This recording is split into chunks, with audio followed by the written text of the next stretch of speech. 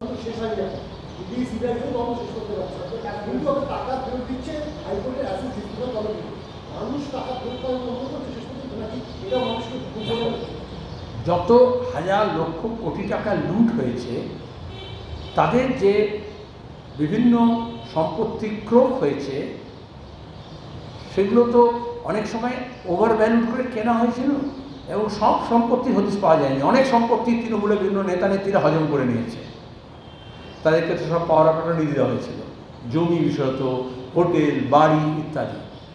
তাহলে যতটা পেয়েছে, আর এর মধ্যে তো অনেকেই মমতা ব্যানার্জির ছবি তো কেনার মতো করে, অ্যাম্বুলেন্স দেওয়ার মতো করে যেমন সারদা করেছে, এরকম মমতা ব্যানার্জি বলেছে যা গেছে তা হজম হয়ে গেছে। সুতরাং সব টাকা তো জমা হয়নি, যার ফলে যা টাকা পেয়েছে সেটা তো আইনত কিছু কিছু ফেরত দিতে হবে। এবার ওরা বলেছিল যত কম সংখ্যক, যাতে বেশি সংখ্যক লোকজন কম অ্যামাউন্টের যেটা টাকা আছে সেটাকে আগে দিতে হবে।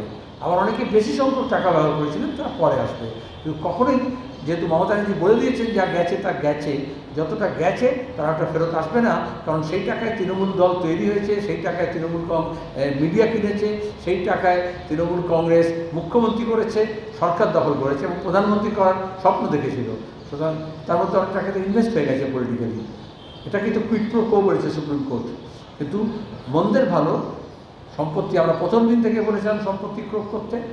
এবং আমাদের আরেকটা দাবি ছিল, তোমার মনে থাকে, যেদিন সারদা কাণ্ডের শুধু পালিয়েছিল কলকাতা ছেড়ে, আমরা বলেছিলাম যে কোনো সরকার 3 মাসের জন্য অন্তত সমস্ত ল্যান্ড রেজিস্ট্রেশন বাতিল করে দেবে বা স্টপ করে দেবে, কারণ হস্তান্তর হচ্ছে সম্পত্তি। কিন্তু সেটা করেনি। এখন অন্তত যারা খোঁজখবর নিচ্ছে, তদন্ত করছে, তাদের উচিত ওই দিনের পর থেকে যখন বাস্ট হলো তারপরে কি কি প্রপার্টিজ ট্রান্সফার হয়েছে সেটা হদিশ করলেও অনেক সম্পত্তির আরও হদিশ পাওয়া যাবে।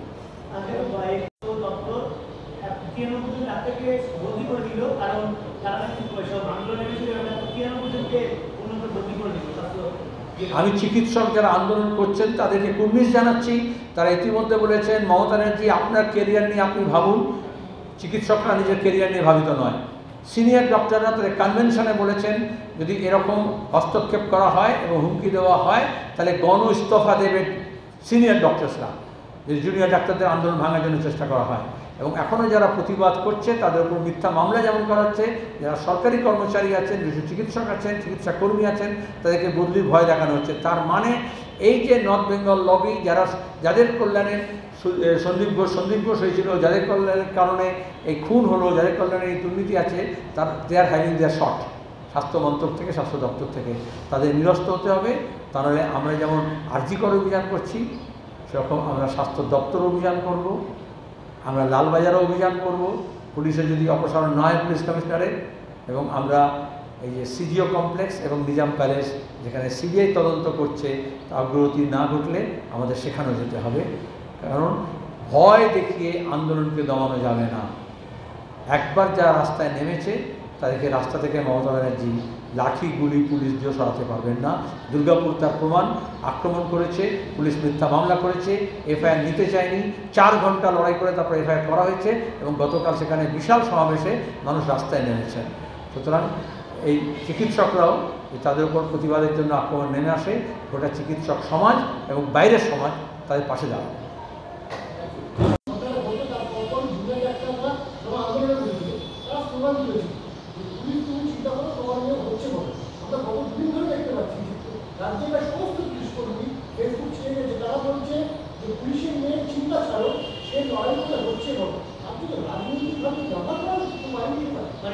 আসলে পুলিশটা এখন সরকার আইনটা হয়ে গেছে, তৃণমূলের ভাষ্যকে তারা পুশ করছে। আগে তৃণমূলের প্রোপাগান্ডিস্ট,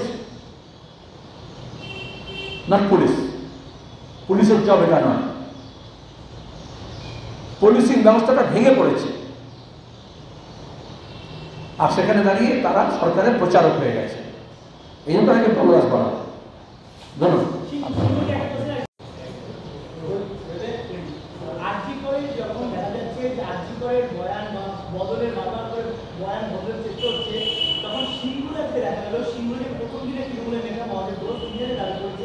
যে তাদের যে জমি ফেরতের কথা বলা হচ্ছিল, তিনি দাবি করেছে আমরা আজ পর্যন্ত জমি ফেরতই পাইনি, দলের চাপে আমাদেরকে বয়ান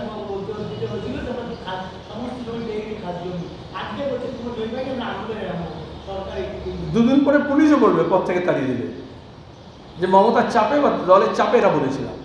তৃণমূলের অনেক নেতাও তাই বলবে।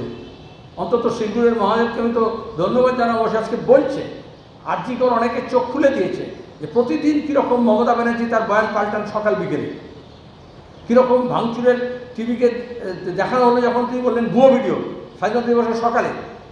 এখন বলুন, আবার একই সঙ্গে তিনি বিচার চাইও বলছেন, আর যারা বিচার চায় তাদেরকে ভয়ও দেখাচ্ছেন। সিঙ্গুরে তাপ দুদিন পরে দেখবে, অনেক এর আগেও বলেছেন, রবীন্দ্রবাবু বলেছেন, যে তাপসী মালিকের বাবা বলেছে যে মমতা ব্যানার্জি সিঙ্গুর নিয়ে কীরকম মিথ্যাচার করেছেন, ইচ্ছুক অনিচ্ছুক নিয়ে, জমি ফেরত নিয়ে, তাপসী মালিকের ঘটনা নিয়ে, এবং কীভাবে মামলা মোকদ্দমা সাজিয়েছিলেন। পরে তো সিবিআই রিপোর্ট বেরিয়েছে, নন্দীগ্রাম ব্যাপারে বেরিয়েছে, সিঙ্গুরের ব্যাপারে বেরিয়েছে। আমি ধন্যবাদ জানাবো অন্তত সিঙ্গুরের ভুক্তভোগী মানুষ, সে তৃণমূল হতে পারেন, তো তিনি বলেছেন। আমি আবেদন জানাবো আরও অনেককেই, তারা খোলস থেকে বেরিয়ে আসুন, ভয়ে মুক্ত হন এবং তৃণমূলের সম্রাজ্ঞীর মুখোশ খুলে দিন।